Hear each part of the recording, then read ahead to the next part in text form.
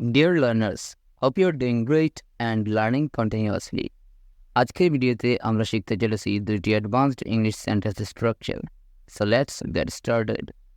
প্রথম স্ট্রাকচার, আমাদের দৈনন্দিন জীবনে মাঝে মাঝে এরকমও বলে থাকি যে সময় এলে আমি তোমার সাথে দেখা করব, সময় এলে আমি তোমাকে সব কিছু বলবো, সময় আসলে আমি তাকে জানাবো। যখন সময় হবে তুমিও তোমার ভুল বুঝতে পারবে।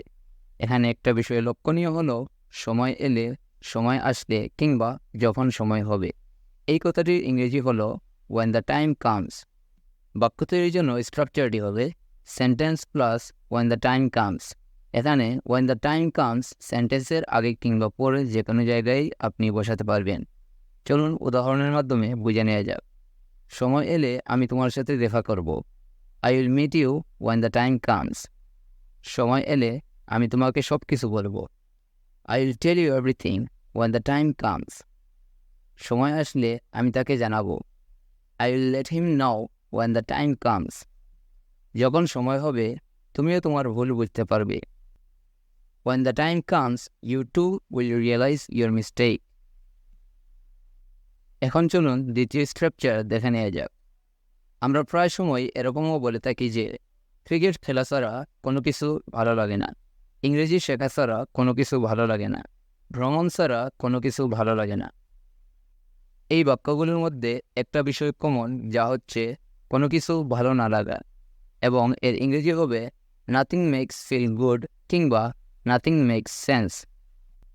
এখন বাক্য তৈরির জন্য স্ট্রাকচারটি হবে nothing makes feel good without plus ভার্বের সাথে আইএনজি প্লাস আদার ওয়ার্ডস, কিংবা nothing makes sense without plus ভার্বের সাথে আইএনজি প্লাস আদার ওয়ার্ডস।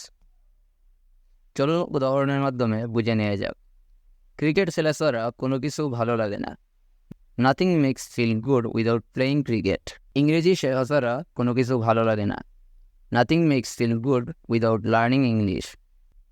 ভ্রমণ ছাড়া কোনো কিছু ভালো লাগে না, nothing makes feel good without travelling. গান গাওয়া ছাড়া কোনো কিছু ভালো লাগে না, nothing makes sense without singing. Movie দেখা ছাড়া কোনো কিছু ভালো লাগে না, nothing makes sense without watching movies.